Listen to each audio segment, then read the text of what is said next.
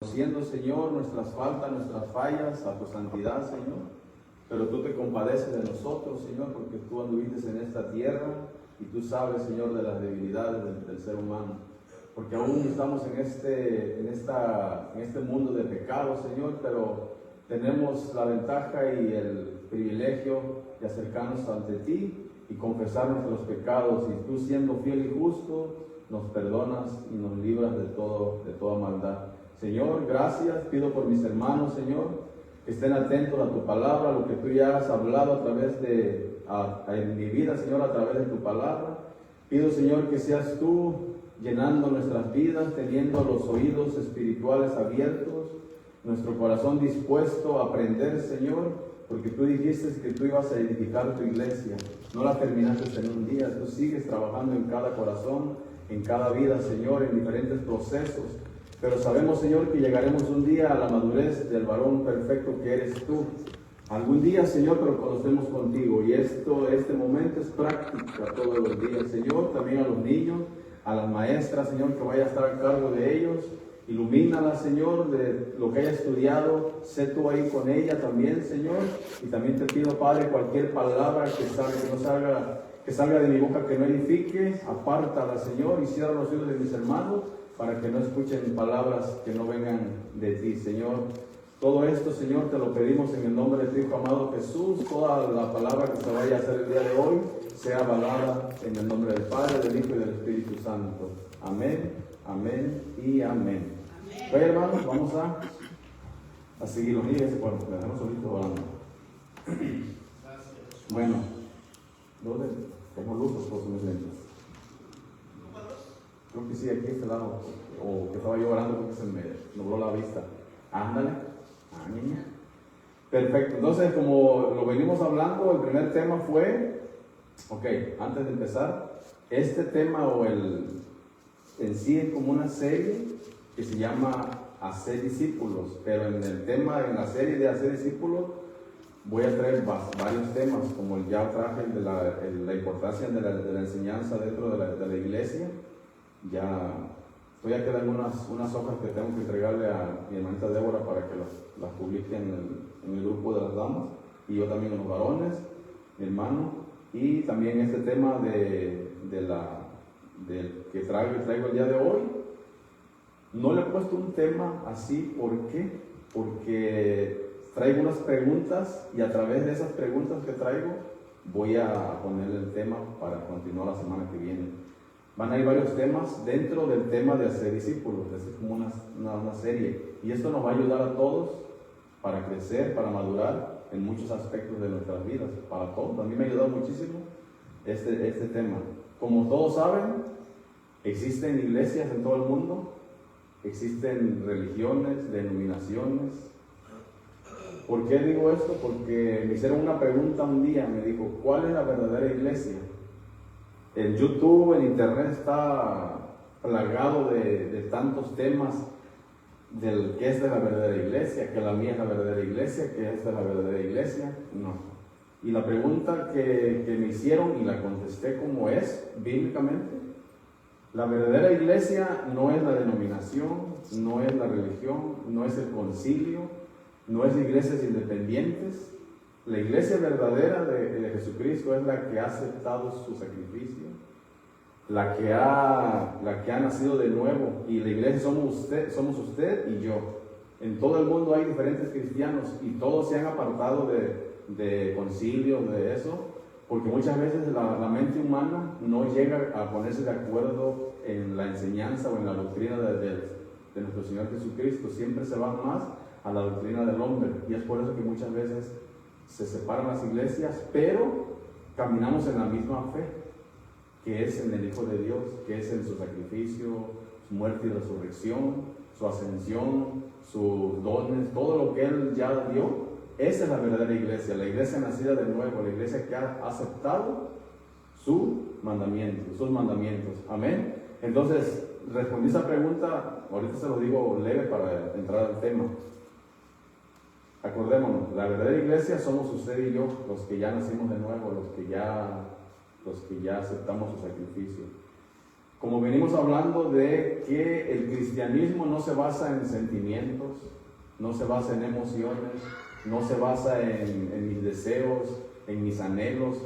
Como dije la vez pasada, no quiero que se malentienda mis sueños, mis deseos, mis anhelos o mis pensamientos, todo eso no. Lo que yo quiero es como dar una separación. Mis pensamientos humanos o mis deseos humanos son nulos. Pero si yo no los llevo a la obediencia de Cristo, a que Él los moldee, a que Él se haga cargo de mis emociones, de mis anhelos, de mis sueños. Todos tenemos sueños. Yo, por ejemplo, yo tengo sueños que mi hija vaya a una universidad. Bueno, ese es mi sueño. Pero si la voluntad de Dios no es esa, pues yo tengo que ir por la voluntad de Dios. No puedo ir basándome en mis sueños. Entonces no se basta en que el caminar del cristiano no se basa en ver, tocar, sentir, gustar, oír, sino dejarlos a un ladito para que el Señor los tome y basado en la obediencia que uno vaya teniendo día con día, esa es la manera de que uno se va haciendo, se va alineando a la voluntad de Dios. Entonces, como hablábamos la vez pasada, nosotros tenemos que solamente transmitir lo que Cristo ya habló en Mateo 28, 19 y 20, como ya lo hablamos. Y dice, por tanto, le dijo a sus discípulos, terminando el capítulo de Mateo 28, 19 y 20, cuando le dijo por tanto, significa que todo el capítulo de Mateo, como los discipuló, por tanto ir, por tanto significa lo que ya les enseñé, lo que ya les hablé, lo que ya pasaron, eso vayan y prediquen. Por tanto, ir y predicar. Entonces, nosotros solo tenemos que transmitir lo que Él ya dijo, no nuestros pensamientos y nuestros deseos, porque si no fuera doctrina humana y ya no sería la doctrina del Señor Jesucristo. Y como dije, el trabajo de un pastor y de un maestro es llevar a la madurez a la iglesia, es no estar basándose en las filosofías humanas. Eso es lo que yo trataba de decir la vez pasada. O nuestra manera de pensar, como se habla del subjetivismo, es ese, el que yo creo, yo pienso, yo siento, a mí me gustaría, a mí me gusta, no. Entonces, y yo pensaba de esa manera hace muchos años, pero me he dado la tarea en ciertos años de estudiar lo que el Señor verdaderamente quiere, ¿no? Claro, tenemos errores, vamos a tener errores, pero ese es el caminar del cristiano, aprender de eso, ¿no? Entonces, ¿cómo debe ser el cristianismo? Fue donde me quedé la primera semana que hablé de esto. ¿Cómo debe de ser el cristianismo? El cristianismo debe de ser un estilo de vida que Dios gobierne nuestro corazón, nuestra vida, que Él permanezca en nuestro corazón. A lo que ya nos convertimos a Cristo, tengo unas preguntas y basándome en estas preguntas vamos a entrar de lleno al tema. Estas clases ya las vi en el pasado. Como el tema se llama, la primera vez puse es, pensamos como niños, hablamos como niños, actuamos como niños, pero dijo el apóstol Pablo, pero cuando ya fui hombre, se refiere a una madurez en Cristo, una madurez en Dios. Cuando ya fui hombre, dijo, dejé lo que era de niño. O sea, hubo un antes y un después en las Escrituras. Cuando él dijo, yo pensaba como niño, hablaba como niño, actuaba como niño, juzgaba como niño. Dice, mas ahora que ya soy hombre, ya dejé lo que era de niño. Entonces hay un antes y un después. El después es una madurez en Cristo. Y ya sabemos sus epístolas, sus cartas que dejó. Es una transformación para el cristiano que vive de la gracia en esos tiempos. Entonces traigo unas preguntas. Dice, ¿rige Dios nuestras vidas? Esa es una pregunta. ¿O nosotros? La voy a dejar así, no me respondan. Esas son preguntas que están ahí. Las voy a contestar. ¿Somos gobernados por Dios y su palabra? ¿Somos ya nacidos de nuevo? ¿Somos nacidos de Dios? ¿Ya tenemos la nueva semilla o la nueva naturaleza? Esas son las preguntas que voy a traer en el tema ahorita. ¿Ya somos lavados por la sangre de Cristo? ¿Ya somos lavados por la palabra de Dios? ¿O realmente no ha hecho nada de efecto todavía la palabra de Dios? ¿Ya fuimos transformados por el Espíritu Santo? Esas son preguntas que vienen dentro de este tema, de esta serie, que se van a ir contestando poco a poco. A los que ya están aquí, están aquí porque ya tomaron la decisión de llegar aquí. No tanto por la responsabilidad de poner un instrumento, venir y a ensayar, no, sino es la necesidad de estar sirviéndole a Dios, no sirviéndole la música y eso, no sirviéndole en el oír de la palabra de Dios. Entonces dice, a los que ya nos convertimos a Cristo, este debe ser nuestro estilo de vida. Como sabemos, en un reino, por ejemplo, aquí el gobierno de Estados Unidos, el gobierno de cada país, tienen reglas, tienen estatutos, tienen decretos. Nada más voy a ir a una sola explicación. Por ejemplo, yo voy en la carretera, el tráfico o la señalización de velocidad está a 40 y yo voy a 60. Está un policía ahí, el policía enseguida me va a parar. Porque ellos tienen sus reglas de tránsito. Entonces yo le digo, no, yo soy cristiano, no me pares. ¿Por qué me vas a parar si yo soy cristiano? No. Tú también tienes reglas en tu iglesia, tienes reglas también en la palabra de Dios, si tú la lees o lo que sea. Aquí también hay reglas. Tú te pasaste un alto o ibas a velocidad máxima que no es la estipulada en lo que tú crees. Entonces, pero es que yo creo, no, es que el otro se pasó, no, yo te estoy parando a ti, el otro no me interesa. Okay. Esas son las reglas que marca el gobierno de esta ciudad. En todas las ciudades son diferentes velocidades. Entonces, cuando hay un gobierno, el gobierno tiene leyes, decretos, hay mandatos para las ciudades. Entonces, en el reino de Dios también existen como obedecer reglas, que es la palabra de Dios, caminar en su voluntad, seguirlo, vivir las normas del reino y conductas morales. La palabra de Dios dice que es, así una paráfrasis rapidito, la palabra de Dios es una regla de fe y de conducta.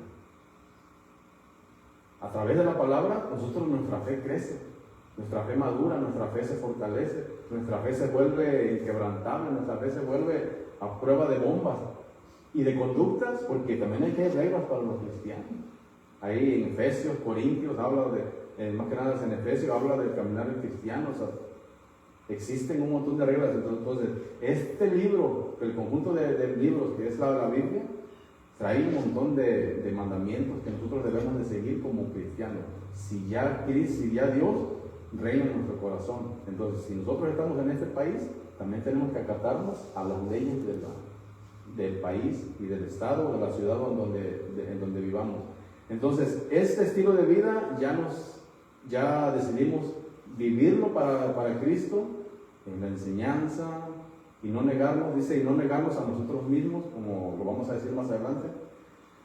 Pero cuando esto es predicado a los nuevos creyentes, cuando se les dice, niégate a ti mismo, toma tu cruz, congrégate, todo ese tipo de cosas, a los nuevos creyentes, si a los ya nacidos de nuevo, a los que ya caminamos, se nos hace difícil muchas veces, imagínense a un nuevo creyente, cuando se siente en una banca y le empiezan a predicar que esto, y que arrepiéntete, y que conviértete y esto, entonces no, aquí hay muchas reglas, mejor me voy. Entonces es por eso que muchas veces vemos las iglesias vacías, pero hay iglesias que están llenísimas, pero no son realmente convertidos, no son nacidos de nuevo todos los que están en las iglesias. Existen ciertos grupos. Es como cuando uno va a ser un candidato o un presidente que va a ser elegido, hay simpatizantes, hay espectadores, y hay los que realmente están en el gabinete con el presidente o con lo que se va a hacer ahí. Entonces los que están realmente con él conocen al que va a ser el presidente o al que va a ser el gobernador. Lo conocen desde cerquita. ¿Por qué? Porque pasan tiempo con él, obedecen lo que él está mandando a hacer. Pero los que están afuera alrededor nomás están mirando, están decidiendo si me conviene o no. No me conviene, no voy a comer al otro. Y así pasa igualmente en las iglesias. Es igualito. O ya el tema eso de simpatizante o de verdaderos discípulos y eso, ya son temas más adelante, cuando ya el maduro ya está establecido. Ahorita todavía ese tema quedaría en el aire nada más. Entonces ahorita es hacer discípulos y ya después vamos a hablar sobre eso. Entonces, pero para vivir para Cristo no nos da opción a guiarnos por nuestros planes, como ya hablé, anhelos, deseos y todo eso. Pero el cristianismo de la Biblia no está enfatizado en ver milagros. Voy para allá. Nosotros creemos en milagros. Usted es un milagro, yo soy un milagro. Dios me ha hecho muchos milagros. Pero no me baso en el milagro. Yo me baso en la obediencia hacia Él, hacia rendirme a Él. ¿Por qué? Porque si me hace un milagro ahorita, al rato el dinero se me va a olvidar. Y me olvido y me vuelvo a ir. Entonces, cuando ya necesito otro milagro, vuelvo a venir. Entonces, es ahí donde el verdadero creyente, el verdadero cristiano, se basa. ¿Qué pasó con los 5,000 que les dio de comer? El Señor les dijo, uno de los discípulos, maestros, no tenemos nada que darles. Despide a la gente, despídelas, no tenemos nada que darles. Ellos estaban dudando de la grandeza que estaban caminando con su Señor. Entonces le dijo, ¿qué tienen en la canasta? En el canasto tenemos solamente ciertos panes y ciertos pescadillos. Pues, denles a las personas, pero no van a alcanzar para todo. Denles a las personas. Entonces, no estaban creyendo en lo que el Señor podía hacer, ¿no? Ok, toda esa gente que estaba ahí, que fue alimentada, los discípulos miraron porque estaban de cerca con él. La gente que estaba ahí ni se dio cuenta qué pasó, pero los que estaban con él se dieron cuenta porque caminaban con él, estaban siendo obedientes. Obedezcan, denles de comer, les dan de comer. ¿Y qué pasó con esa gente más adelante cuando ya termina su ministerio del Señor? Esa misma gente que lo aplaudía, que lo apoyaba, que lo oía, la misma gente fue la que dijo crucifiquen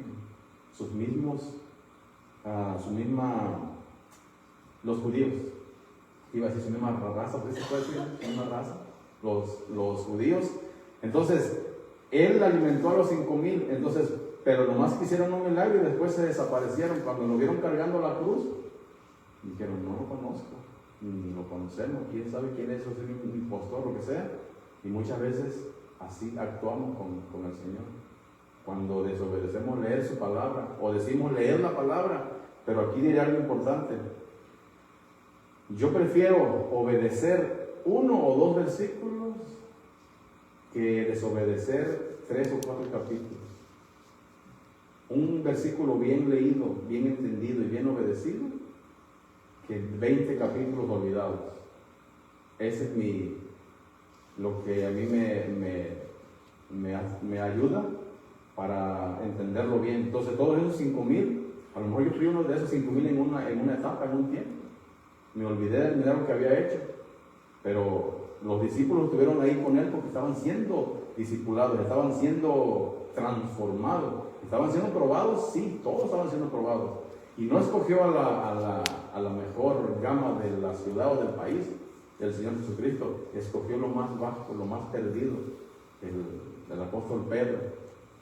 Es un pescador sin letras, se le decía, que no sabía, que no tenía ni estudios, pero sabía la palabra. Entonces, mucha gente tiene estudios, tiene todo, pero carecen del discernimiento o de la búsqueda sincera de Dios.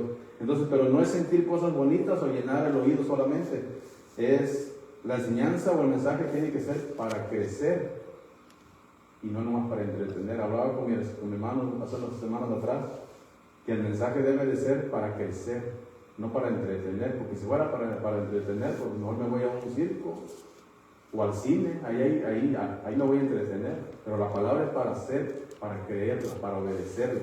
Entonces, cuando se le dice al cristiano esto y esto, sienten como que es un regaño o que predican muy fuerte. No, simplemente porque el Señor Jesucristo así les hablaba a ellos. Y la palabra transforma, la palabra es amor, la palabra es un regalo que ya Dios nos dejó. Entonces, es mejor un versículo obedecido, como digo, que muchos capítulos mal entendidos o olvidados. Ya hablamos Mateo 26, 16, 24, la otra semana voy a traer esa enseñanza. Muchas veces en otras, como hablábamos al principio de las congregaciones o religiones o de todo eso, se enfatizan en el dinero, se enfatizan en el que Dios te va a hacer rico, que Dios te va a dar tanto dinero, que Dios puede ser felices, pero nunca les enseñan la obediencia, nunca les enseñan el discipulado. Entonces cuando vienen las pruebas fuertes, todo ese dinero que pusieron ahí para que se lo multiplicara el Señor, no se lo multiplicó nunca. Entonces viene el problema, no tienen nada y saben y carecen de la fe sostenida en Él, entonces se apagan. Entonces el Señor Jesucristo no les enseña eso. En Mateo 16:24, la próxima semana lo voy a traer, digo, cuando dice: niéguese a sí mismo, si alguno quisiera ir en pos de mí, niéguese a sí mismo, tome su cruz y sígame. Son 4 exigencias, 3 exigencias y una invitación. La primera es invitación y las 3 son exigencias. Las 3 exigencias, ahí dice uno: mejor no, está muy pesada esa cruz. Y ya no. Entonces, esa enseñanza la voy a traer y va a ser mucho de edificación esa clase. Entonces, voy a la pregunta que inicié. Cuando dice: ¿rige Dios nuestras vidas? Pues saben que en las ciudades hay, se le llaman las corregidoras, antes se llamaban las corregidoras, pues son las que traen al país o al ciudadano bien portaditos. No robar, no matar, y si matas, pues vas a la cárcel. Si robas, tienes cierto tiempo en la cárcel, o vas a pagar esto o lo otro. Esos son los que rigen. Entonces, cuando Dios ya rige nuestras vidas, Dios y su palabra, o la persona que queremos ser, muchas veces es la persona que queremos ser, es la que está rigiendo nuestras vidas. Por ejemplo, según nuestros pensamientos o deseos, o la víctima a veces que queremos ser, y eso va para mí, porque mucho tiempo caminé y hablaba con mi hija ayer creo que fue cuando iba yo a Santa Rosa con ella, íbamos platicando sobre eso, de que yo cometí muchos errores en el pasado. Cuando no me congregaba, cometí muchos errores en el pasado, en mi familia, con mi esposa, en mis trabajos, en todo. Cometí errores y yo pensaba que estaba bien. ¿Por qué? Porque me basaba en mis deseos, en mis pensamientos, en el yo creo, yo pienso y voy para allá. Por ejemplo, o la víctima a veces que queremos ser, evaluémonos, nos vamos a evaluar todos. Yo ya me evalué, o los frutos que tenía, frutos malos, no. Entonces, cuando las cosas no salen como yo quería, ¿qué hacemos? Hay una reacción a eso siempre cuando las cosas no salen como uno quiere. Hay una reacción de enojo, de aislamiento, de volteo mi cara, no me interesa. Esas son cosas que en un trabajo a veces las practicamos sin darnos cuenta. No enfrentamos el problema. Entonces dice, hay una reacción a eso. O cuando alguien no hace lo que yo quería, murmuramos. Cuando Dios no nos da lo que yo creía que merecía, ahí es cuando nos ponemos en una reacción o en modo de: ¿para qué voy a la iglesia si el Señor ni siquiera me da nada? Mira, estoy sentado, estoy practicando, estoy sirviéndole y el Señor no me ha dado nada. Ok, esa es y el Señor no me está oyendo. Entonces, ese es cuando hay malos frutos en el corazón, cuando hay malos frutos en nuestra actitud. Viene la ira, viene el enojo, viene el aislamiento, viene el desaliento, desobediencia con apariencia. Y eso está difícil. Muchas veces nomás aparentamos obedecer, pero no estamos obedeciendo realmente. Así sea en el hogar, ya sea en la casa, sea en la iglesia. ¿Por qué? Porque somos cristianos, pero también tenemos una vida. En el trabajo, en la casa, en la tienda, donde andemos, tenemos una conducta de vida, una conducta moral. Entonces viene la actitud de aislarnos o ser indiferentes. O vamos con Dios y le decimos cómo nos sentimos. Es que yo creía, Señor, es que a mí me parece, es que yo siento. Por eso estoy hablando del subjetivismo, que es el yo, todo el yo. Y cuando el yo no reconoce, se convierte en pecado. Entonces el Señor dijo que Dios resiste al soberbio, ¿no? Y da gracia a los humildes. Resiste significa que el Señor dice, no te voy a oír, eres mucha queja contigo. Ustedes me van a entender, los que tienen hijos, me van a entender. Por ejemplo, está el niño, papi, dame, por favor, yo lo quiero. Y dice, no te escucho, no me interesa lo que me estás diciendo ahorita. Pero papi, yo lo quiero, es que tú me dijiste que me ibas a dar. No, yo nunca te dije que te lo iba a dar. Te dije, pórtate bien, obedece lo que te estoy mandando. Si tú me obedeces, te lo voy a dar. Y cuando te lo doy, y si me vuelves a obedecer, te lo voy a quitar. Y así es el Señor. Entonces, cuando pasa eso, es cuando, por ejemplo, dice, Él resiste a los soberbios y da gracia a los humildes. Da gracia significa que Él abre sus oídos y su gracia se derrama en nosotros. Cuando ya obedece, nos cuida, nos bendice, nos guía, pero porque ya hay frutos buenos. Pero mientras hay frutos malos, y cada vez se va poniendo más difícil. Así es que pido al Espíritu Santo que nos ayude, que me dé sabiduría para poderlo hablar conforme a lo que Él quiere. Por ejemplo, a veces en las iglesias pensamos que Dios tiene consentidos o Dios tiene chiqueados. Pues que agarro mi maletita, mi bolsita y me voy, y si está un papel aquí, no lo levanto, no me interesa. Entonces, si no te interesa la casa de Dios, menos te va a interesar la casa en el corazón, porque hay algo en el corazón. Cuando no das de tu parte para el Señor, aquí hay algo en tu corazón. Y eso es lo que había orgullo en el corazón. Y voy para allá.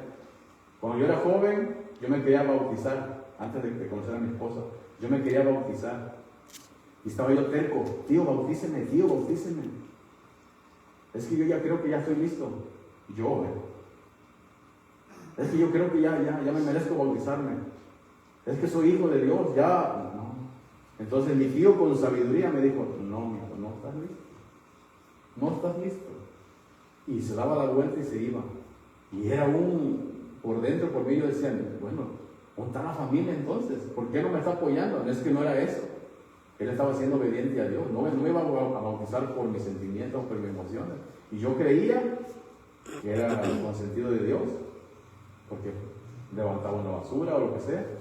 No, es que no era eso, sino que tiene que haber otra actitud. Entonces, cuando vamos delante de Dios y nos quejamos con Él, pero ¿por qué Él sí y yo no? ¿Pero por qué Él sí y yo no? Entonces muchas veces nos colgamos la Biblia y nos vamos. Entonces necesitamos aportar a la iglesia, y esos son los frutos buenos.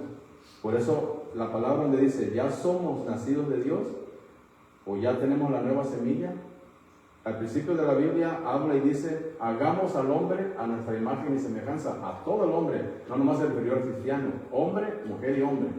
Hagamos al hombre a nuestra imagen y semejanza. ¿Cuál es la semejanza de Dios? Bondadoso, misericordioso, lleno de gracia, perdonador, obediente, sus mandamientos, todo eso. Hagamos, dijo, al hombre a nuestra imagen. Imagen significa una sombra. Nosotros proyectamos la sombra de Dios porque Dios no se puede ver. Dios no lo podemos ver, no le vemos la espalda, no le vemos las manos. Eso que vengan y digan, yo le vi la espalda a Dios y Dios le vi su mano. Mentira, eso es antibíblico. Entonces, verlo es aquí en el corazón. Cuando lo reflejamos, damos una imagen. Si yo me paro aquí, si hay sombra, allá está mi sombra, estoy reflejando una sombra. Eso es una imagen. Entonces, cuando nosotros reflejamos a Dios, es eso. Entonces dice, fuimos llamados para la alabanza de su gloria, y lo voy a ver más adelante. Es cierto que estamos siendo edificados día con día. No me malinterpreten en que los sentimientos, los deseos, los sueños, mis anhelos, eso todavía está. En Salmos 34, 37, creo que es 8, donde habla, dice que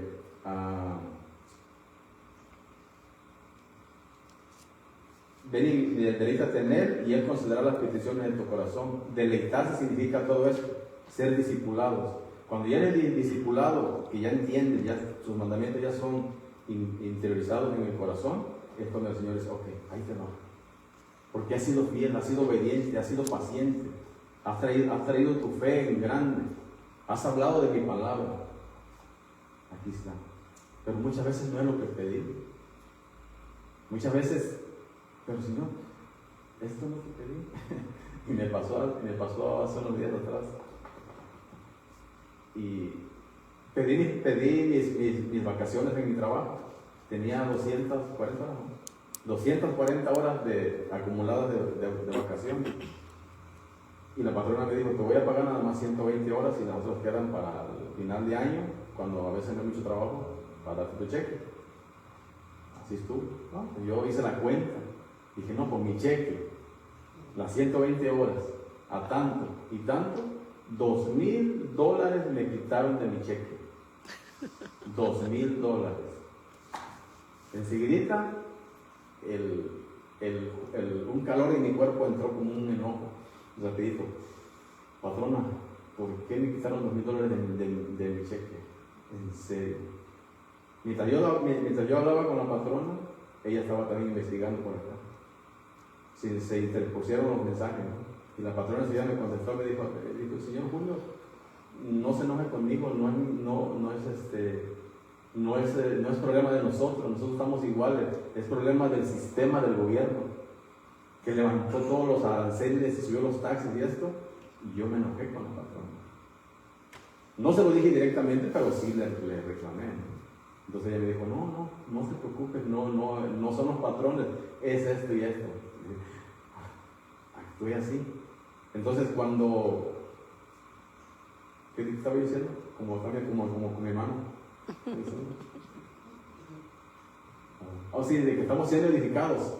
Yo estoy con mi hermano ya. Es que este lugar de Dios no hace para acá. Es el espacio de aquí, no hay para allá. Entonces, estamos siendo edificados. Pero como estamos siendo edificados, somos seres humanos, estamos viviendo en un mundo de pecado, en una carne que todavía estira y afloja. Entonces, pero cuando ya tenemos el Espíritu Santo que muere en nosotros, Él nos recuerda y calmadito. Pero hay personas que están al pendiente de uno. Mi hermano me ha persuadido como usted no tiene ni idea. En cantidad. Esta mujer también, muchas personas me han persuadido en no enojarme o no participar de esas cosas. Por ejemplo, cuando dice ya, rige Dios en nuestras vidas, ya hablé, rige Dios en nuestras vidas o los frutos malos de nosotros, los que todavía traen. Ya esa pregunta que está ahí en el aire y en su corazón. O Dios y su palabra, ya hablé un poquito de eso. Y el apóstol Pablo decía, cuando yo era niño, hablaba como un niño, más ahora que ya soy grande, ya dejé las cosas que eran de niño, ya entró una madurez. Otra pregunta, ¿somos gobernados por Dios? Una es rige y otra es gobernado, ¿ok? ¿Rige Dios nuestras vidas? ¿O somos gobernados por Dios y su palabra? Colosenses 3:15, ahorita lo vamos a leer. ¿Qué gobierna nuestra vida? Orgullo, celo, envidia, resentimiento, falta de perdón, pleitos, peleas, etc. No vamos a acabar ahorita. Entonces, voy a ir rapidito a Colosenses. Aquí lo voy a poner.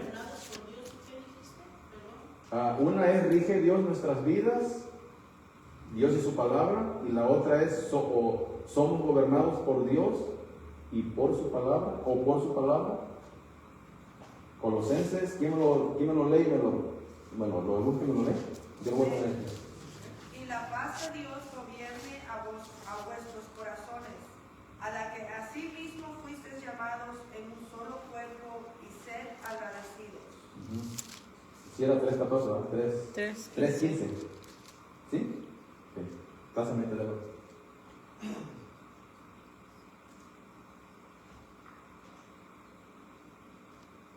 Cuando dice somos gobernados por Dios y su palabra, la palabra clara cuando dice la palabra de Cristo, toda es la palabra inspirada por Dios. Muchos dicen que Jesucristo no es Dios. Yo no me meto en ese tema ahorita porque ese tema viene más adelante. La palabra de Dios more en abundancia. Abundancia es cuando un río está desbordado, lleva abundante agua. Eso significa abundancia. Abundancia no es que toda la Biblia nos la tenemos que leer de memoria, o es imposible para un ser humano aprenderse toda la palabra de memoria. ¿Por qué? Porque si se la aprende de memoria está bien, porque va versículo por versículo, pero y el contexto, el texto, y lo de adentro, lo interno, la cultura y todo eso, sería imposible para un ser humano, porque nada más en un versículo nos llevaríamos 5 hojas para explicarlo.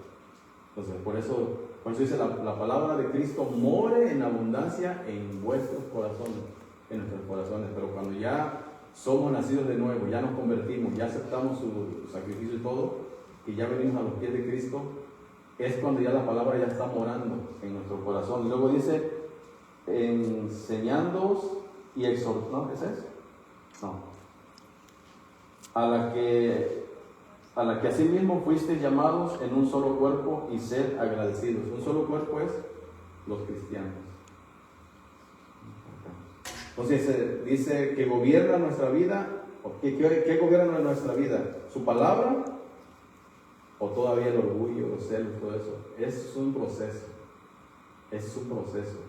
Que no nos domine los frutos malos, como lo que digo, celos y todo eso. Ahora viene algo importante, los beneficios de ser gobernados. Y eso sí ya se pone interesante. Aquí ya trae como una sosiego a nuestro corazón cuando a veces la palabra está entrando y está como no quiero, no me gusta. Déjame levantar, déjame voy. Habla muy fuerte, habla muy recio aquí. Beneficios de ser gobernados. Voy a decir la palabra, ¿qué significa gobernados? Gobernados es en el griego, la etimología griega habla de un árbitro. Ustedes saben la palabra árbitro. En un partido de fútbol, por eso digo que la palabra de Dios muere en nuestros corazones. En un partido de fútbol americano o de fútbol soccer, hay reglas también. No puedes entrar de fuerzas de medida como entran las masivas, así cochinas. Pero tú lo ves así. No lo ves así. Es que me sale. Entonces, cuando dice hay reglas, no metas la mano al balón, no te barras con fuerzas desmedidas. Eso sí. Y ella sale de hacer. Ya soy nuevo en Cristo. Entonces dice, cuando la palabra gobierno o gobernar es árbitro. Ok, voy para allá. Cuando el árbitro o una persona infringe la ley o el mandato que se da ahí, el librito, automáticamente hay una sanción para el que cometió la mano o la falta, lo que sea. Pero ¿quién es el que gobierna el campo? Pueden haber 12 jugadores, 11 jugadores de cada equipo, 22 en total, pero hay uno.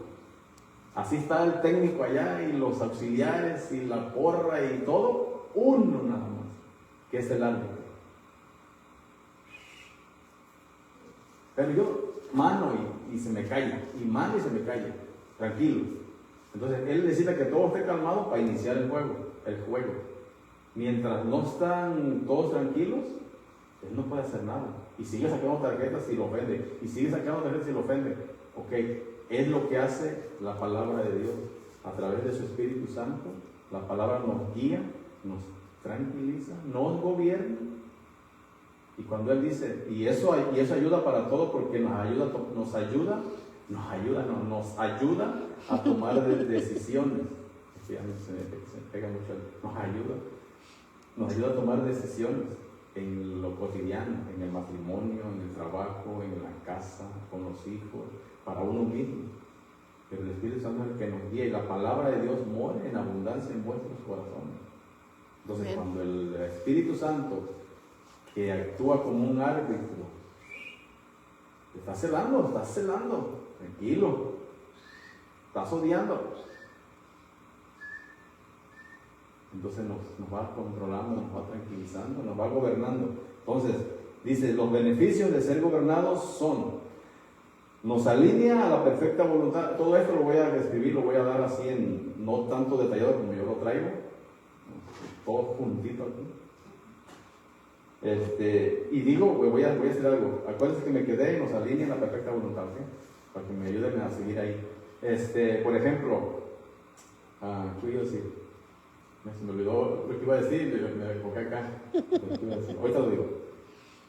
Nos alinea a la perfecta voluntad de Dios para nuestras vidas y librarnos de todo engaño de doctrinas falsas. Cuando ya tenemos al Espíritu Santo morando en nosotros, fíjese que voy paso a paso.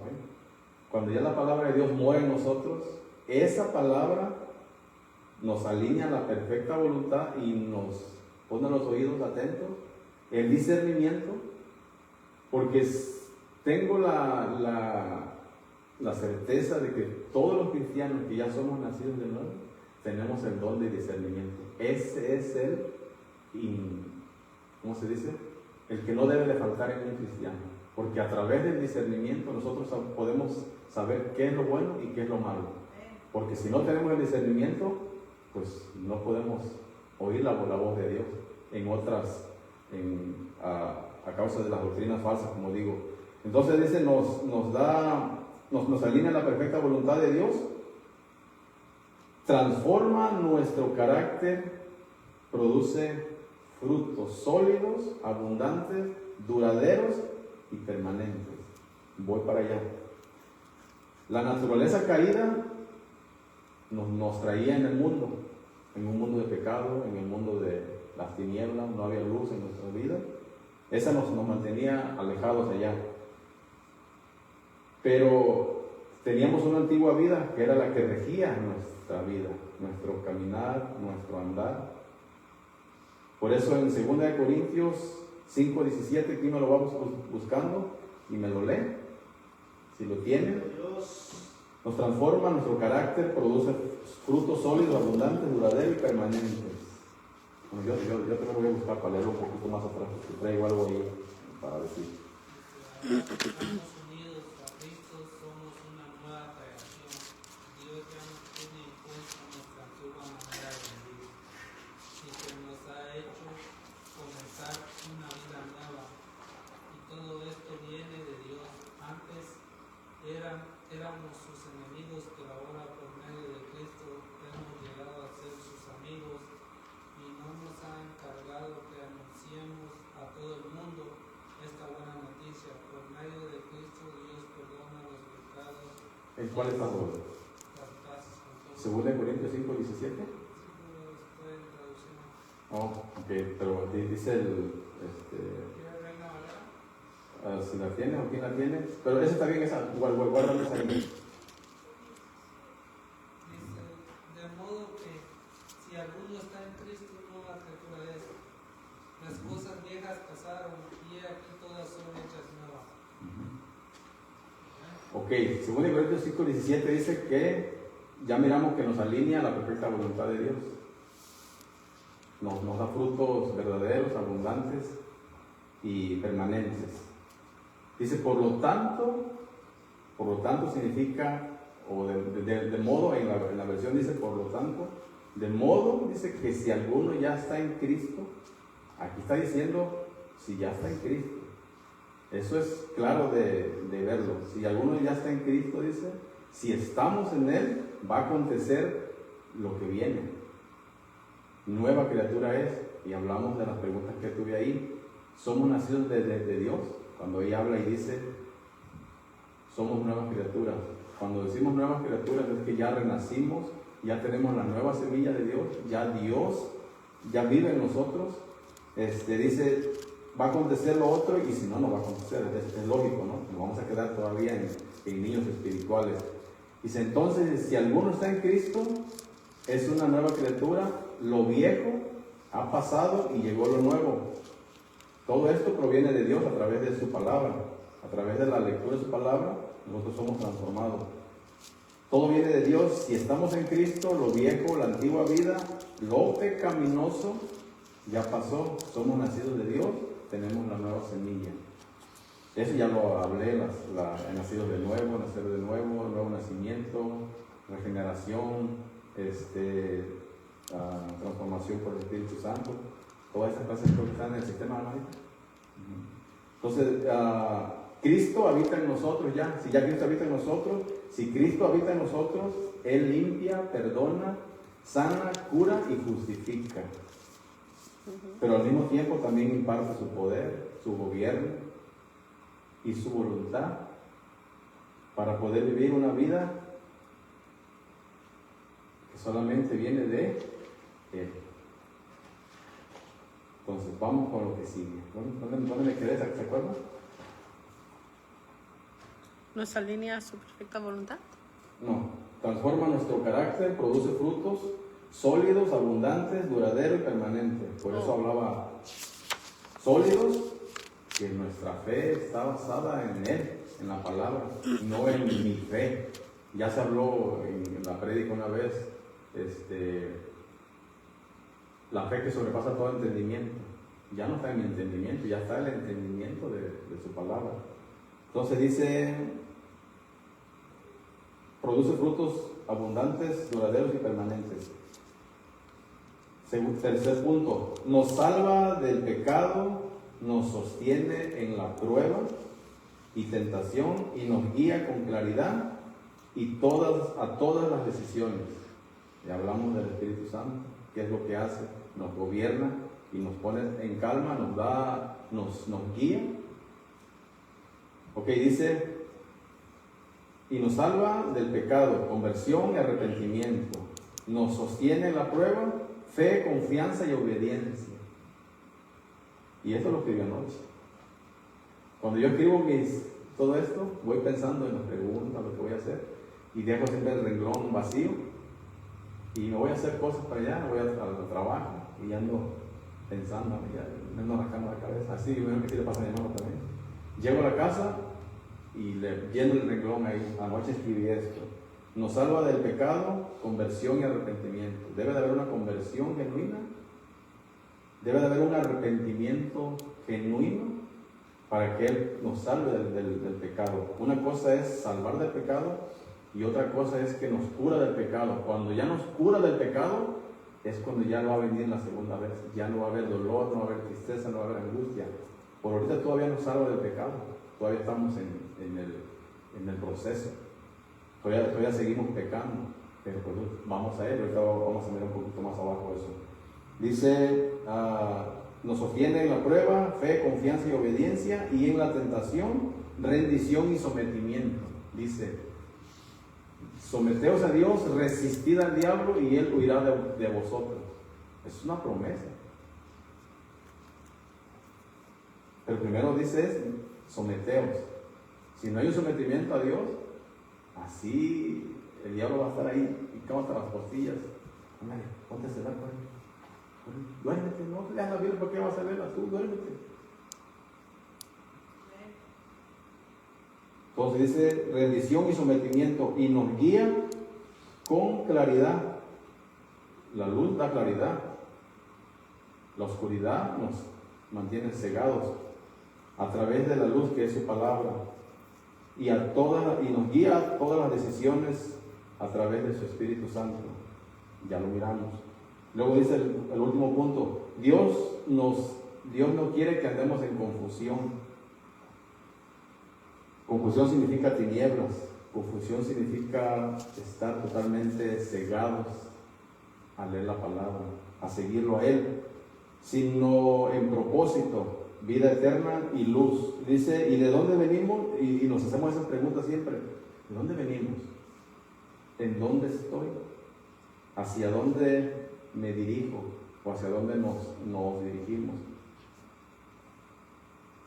Venimos del pecado. Dios ya nos salvó del pecado. ¿En dónde estamos parados? Una santidad día a día, siendo santificados. Vivimos en un mundo de pecado. El Señor Jesús le decía a su Padre, Padre, no te ruego que los quites del mundo, porque si nos quita del mundo no va a haber humanos. No te pido que los quites del mundo, te ruego que los apartes del mundo. Santifícalos en tu verdad. Santificar significa apartarlos tu verdad. ¿Cuál es su verdad? La palabra de Dios. Entonces dice, nos aparta donde estamos parados ahorita. nos salva del pecado día con día. ¿Hacia dónde nos dirigimos? Hacia una vida en Cristo, hacia una vida abundante, a disfrutar, como dice Efesios, que vamos a leer, disfrutar de las abundantes riquezas de su gracia. Y voy para allá, para Efesios. Acompáñenme a leerlo, yo lo voy a leer. Ahorita lo vamos a desglosar poquito. Me quedan 5 minutitos y terminamos. Efesios 1, 3. Lo voy a leer así, las palabras claves. ¿Qué significa? ¿De dónde venimos? ¿De dónde estamos? ¿Y a dónde vamos? Dice: bendito sea el Dios y Padre de nuestro Señor Jesucristo, que nos bendijo con toda bendición espiritual en los lugares celestiales en Cristo. Según, ya nos bendijo, según nos escogió, ya ahí dice, desde antes de la fundación del mundo, para que fuésemos santos, apartados para Él y sin mancha delante de Él. Eso es un proceso. Él va a venir por una iglesia sin mancha, sin arrugas, pero eso es un proceso de santificación día con día. Dice: en amor, habiéndonos predestinado para ser adoptados. Ya nosotros no somos judíos, somos gentiles. Él nos adoptó a través de su sacrificio. Por eso Él dijo: a lo suyo vino, mas los suyos no le recibieron. Ese versículo ha sido a veces mal interpretado cuando dice a lo suyo, significa a la predicación, a su sacrificio. Vino, mas los suyos, los judíos, no le recibieron, pero para los que le recibieron, nosotros, les dio potestad de ser hechos hijos de Dios. Amén. Entonces, adoptados hijos suyos por medio de Jesucristo, según el puro afecto de su voluntad, en amor, todo su amor de Él, para la alabanza de su gloria y su gracia, con lo cual nos hizo aceptos, nos aceptó a través del sacrificio en el amado, en quien tenemos, ya voy a adelantar aquí, redención. Más adelante vamos trabajando un poquito, si quieres subrayarlo, subráyalo. Empezamos con escogidos antes del santos, adoptados, aceptos, redención, perdón en Él, herencia, propósito, las arras, herencia, rendición, sabiduría, revelación y conocimiento. Y ahí vienen, esas son las abundantes riquezas de su gracia. Entonces, muchas veces nos preguntamos: ¿de dónde venimos? ¿En dónde estamos? ¿Y para dónde vamos? Efesios 1, 3 en adelante, ahí lo podemos leer. Y esa fue la primera iglesia que le predicó el apóstol Pablo a esa iglesia. Entonces voy a leer algo como una paráfrasis. Paráfrasis no es algo bíblico, como decir está exactamente en la Biblia. Esto es lo que yo escribo, dependiendo de lo que yo ya estudié y lo que la palabra de Dios me dio a entender en esa parte. Leyendo Jeremías 29:11, todo el capítulo 29, todo eso, y a ratito vamos a cantar un canto sobre eso. Dice: el pueblo de Israel también eran discipulados, siempre fueron discipulados, fueron desobedientes también, es lo mismo. Dice: a veces yo me preguntaba, yo siento que a veces Dios no haga nada por mí a mi favor, yo siento que a veces Dios no me escucha. Vivimos en un mundo de pecado, pero con todo y eso podemos contar con la bendición de Dios. ¿Por qué lo digo? Si ustedes quieren leer hoy Jeremías 29, pueden leerlo. Es cuando estaban cautivos, cuando fueron llevados a Babilonia. Ellos vivían, el pueblo ese que fue cautivo, vivieron en Babilonia en el mundo de pecado. Pero Dios les dio la oportunidad de que se fructificaran ahí, que tuvieran hijos, que predicaran, que hicieran de todo. Pero igualmente eran desobedientes. No escuchaban a los profetas, escuchaban a otros que no traían la palabra de Dios. Entonces voy a leer esto. Si ustedes lo quieren leer, lo pueden leer. Vivimos en un mundo de pecado, pero con todo y eso podemos contar con la bendición de Dios. Él ya nos dio la libertad de fructificarnos en un mundo donde no podemos nosotros gobernar. Pero con todo y eso podemos contar con la bendición de Dios. Dice: que hagamos su voluntad y que obedezcamos. Él tiene planes de bien y no de calamidades, un futuro lleno de esperanza, pero esperemos el momento de que Dios cumpla sus promesas que ya hizo. Es esperar. Pero a través de esperar, Él quiere obediencia, Él quiere que lo sigamos, Él quiere que nos neguemos a nosotros mismos por las emociones y lo que traemos. No es malo, las emociones no son malas. Dios nos las dio con propósito, pero no las usemos para nuestros sentimientos, para el yo, para el que yo creo, yo pienso. Entonces dice calamidades, un futuro lleno de esperanza, pero esperemos en el momento que Dios cumpla sus promesas. No pongamos oídos a falsos predicadores o falsos profetas que vienen a llenarnos solamente el oído. Busquemos a Dios de todo corazón y no desde la emoción. Oración sin búsqueda se convierte en perdición, sino con sinceridad y autenticidad, con eficacia, y Él nos oirá.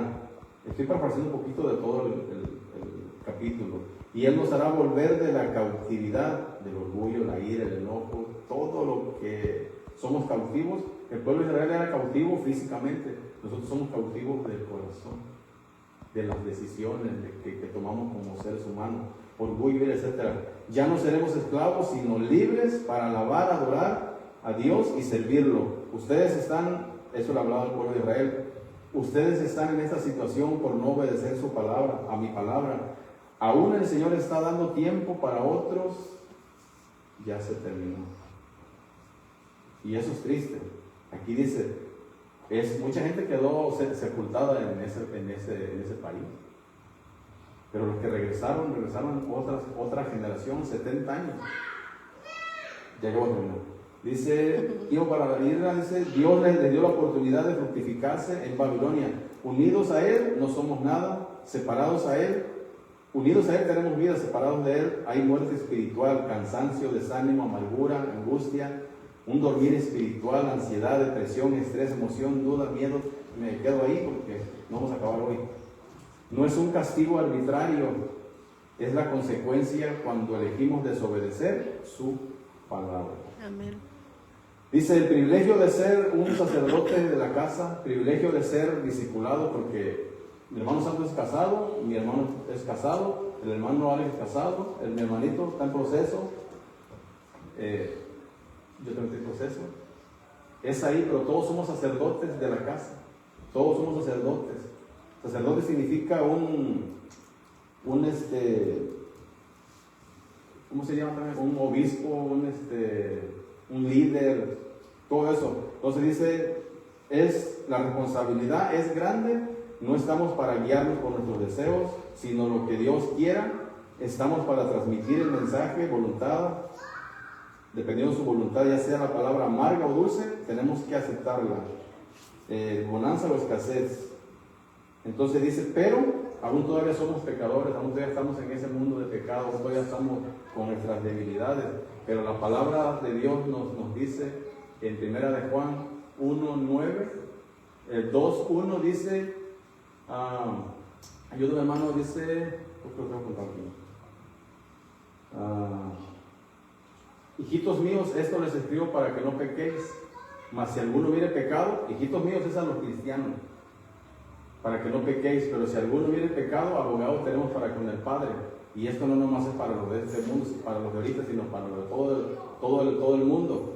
Pero si nos engañamos a nosotros mismos que no tenemos pecado, dice, nos engañamos a nosotros mismos. Pero si confesamos nuestros pecados, dice, Él es fiel y justo para perdonarnos y librarnos de toda maldad.